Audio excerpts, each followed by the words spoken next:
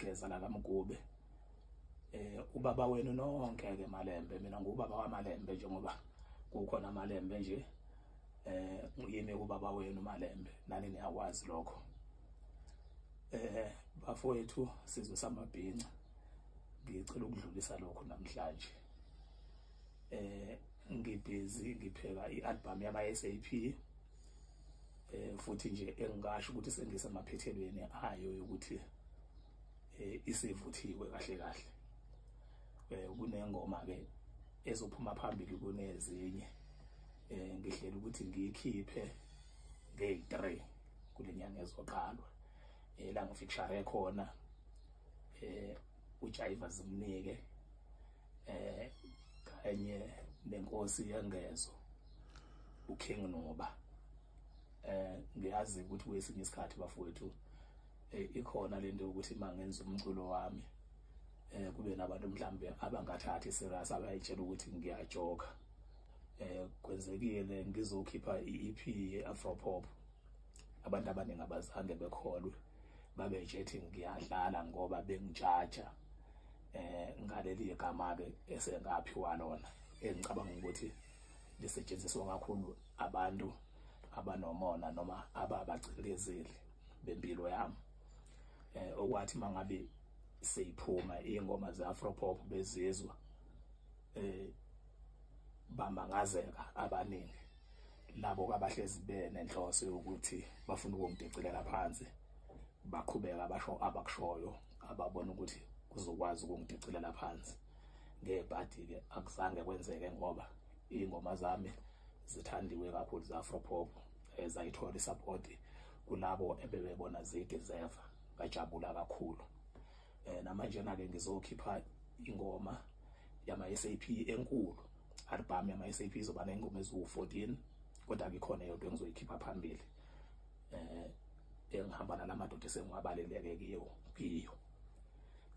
Sizwe sasemzansi, engifuna ukukudlulisa la nginiqaphelise kikho ngomoya nje wesonto, hayi mhlambe ngoba ngincenga noma ngincetheza noma mhlambe ngizama ukuzenza muhle ngibe ngingemuhle yini kwabanye benu. Ngiyazi ukuthi bakhona abantu engimuhle kibo kakhulu, futhi mhlambe esiyoze sihlukane sokufa nje nabo ngilokho ngiyemuhle kibo. Bese beba khona ke futhi laba okubacasulayo lobo buhle bami kulabe engimuhle kibo ngokwemisebenzi yami, bese besebenzisa amagama afana nalawa ukungidicilela phansi, ukuthi ngiyibhimbi, okuyigama ke engalethiwa uMtshengiseni Mfokagcwenza esasincokolisana naye endimeni kaMaskandi.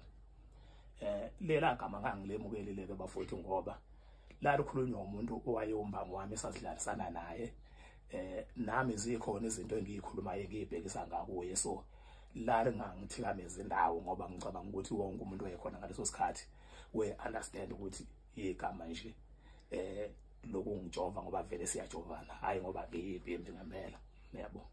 Kodwa ke manje selisetshenziswa abantu abafuna ukufeza inhloso zabo ngalo, bezama ukungidicilela phansi. Ukwenza nje isibonelo bafowethu, angeke ukuthi mangabe uthengisa ukudla nje, uthengisa nje amaplate okudla, noma mhlambe une-restaurant, noma mhlambe unani nje oyithengisayo edlekayo, noma mhlambe ngabe impahla yokugqoka, kuyalinganisa nje, yabo. Bese kuqhamuka abantu beshaya ikhwela lokuthi lento wena uyithengisayo akuyona, iyabheda nje, bese uthengisa ukudla, umuntu ebese esakaza kubantu ukuthi ukudla kwakho akuna taste, ushoda ngespice, akulatswayi. Lo muntu loyo wenzela ukuthi nobe engakazi athenge kuwe engabe sayihlupha ngokuzothenga kuwe, uyabo. So ingakho ngithi igama lisetshenziswa abantu abazama ukungidicilela phansi, ngoba ngicabanga ukuthi sizosasemzansi niyazi ukuthi angilona ibhimbi, mina ngeke ngibe yibhimbi for 22 years ngafika emculweni, noma kuthiwa ngangifike ngiyibhimbi ngabe sengaze ngafunda ukuthi kuculwa kanjani, yabo. So nje ngathi ngifika mina emculweni ngabe ngemukeleka nge-album yokuqala, okwakhomba nje ukuthi ayengekho amaphutha ezwakala kimi emculweni. ngangeke ngimukele ngale ndlela engamukela ngakhona ngifika yabo. So ke sekuye khona abantu abangidicilela phansi mhlawumbe abacikwa ukuthi senginesikhathi eside ngikhona emculweni angisawe ingane. Abanye baze becike ngisho nanokuthi angigugi ingane. Kanti phela bafowethu ngeke nami ngigugise yabo. Ukuguga mase kufikile ngokwemukela nje bafowethu ngoba ngeke uphikisane nakho mase kufikile kufana nokufa. Ngeke uzwe nje ngisho bekuthiwa impela umuntu uyisiqhumama esingakanani noma kuthiwa ujime kangakanani noma bekuthiwa uyensizwe engakanani ngeke uzwe kuthiwa uhlula ukufa yena ngobunsizwa bakhe. Uthe sekufikile ukufa yena walwa wakuhlula waze wavuka wayincoma wathi uyaphuma umphefumulo ngawubamba ngobunsizwa bami wabisathe uyaphuma ngawubamba ngibona ngiphila nje mina ngakwehlula ukufa. Ayikho ke into kanjalo yabo. Ngilana ke bafethu ekuthenini ngicela nokubuke bafethu umonakalo enodala emsebenzini wami ngaleli gama elithi Ngebhimbi. Umonakalo wamabomu wenhloso zabantu abangafuni ukuthi ngiphumelele mina abazama ukungicintezela ngenhloso zabo ngoba kukhona abantu abahlezi bekhathazeke ngabantu abangabazi ngisho ukubazi ngempilo zabo yabo. Befuna ukuthi bengaphumeleli bebacintezela besho lokho nalokho ngoba benenhloso zokuthi mhlawumbe bafuna ukuphumelela abathile laba abafuna ukuthi bephumelele. Imbi ke phela lonto bafethu ngoba ngumculo siphilisa imindeni yethu. Nathi senze izinto ezibalekile emzini wobaba ngomculo wethu umsebenzi kithi. Engingacabanga ukuthi ukhona umuntu ongajabulela ukuthi lesebenza khona kufika abantu nje bezothi kubelungu bakhe akawenzi kahle umsebenzi bechaza ukuthi akamxoshe aphelele umsebenzi ukuze kulambe izingane zakhe. Into efanayo ke nale eyenzeka kimi.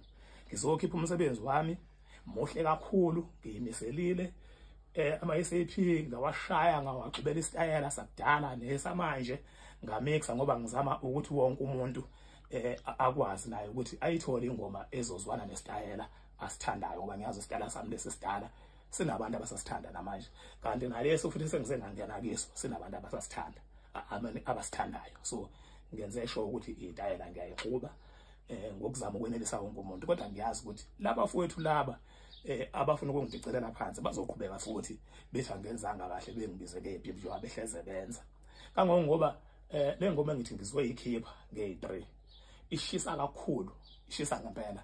Angifuni ukuqamba amanga kodwa ngibhlungu ngoba khona abantu abazophuthelwa yiyo bengayihluphi la nokuthi beyoyilalela ngoba sebekholwe lento ukuthi mina Ngebhimbi. Kwenzelwa lokho vele ukuthi mina mangikhiphile kube nabantu abangayihluphi ngokuyongilalela ngoba sebazi vele ukuthi Ngebhimbi bazi la kwi social media. Umonakalo ke lo wenziwa ngamabomu bafowethu futhi ke engaziyo kwesinye isikhathi ukuthi mhlambe wobani abanikazi bawo kodwa ngeke futhi ngize ngilokho ngibachaza ngibadalula nje. Ngicela abafowethu ukuthi njengoba ngizokhipha ningisapote umsebenzi wami muhle kakhulu nikubeke eceleni ukuthi kuthiwa Ngebhimbi. Mhlambe ke mawuthi ufuna ukungijaja awuhambe ke uyolalela umsebenzi wami ubuse ubuye ungijaja kodwa ngento osuyizwile hayi ngento oyizwa ngezwa bethi ngoba la emculweni bafethu umono somkhulu kakhulu nama ngikwazi ukuthi ubuyapi mawusungaka.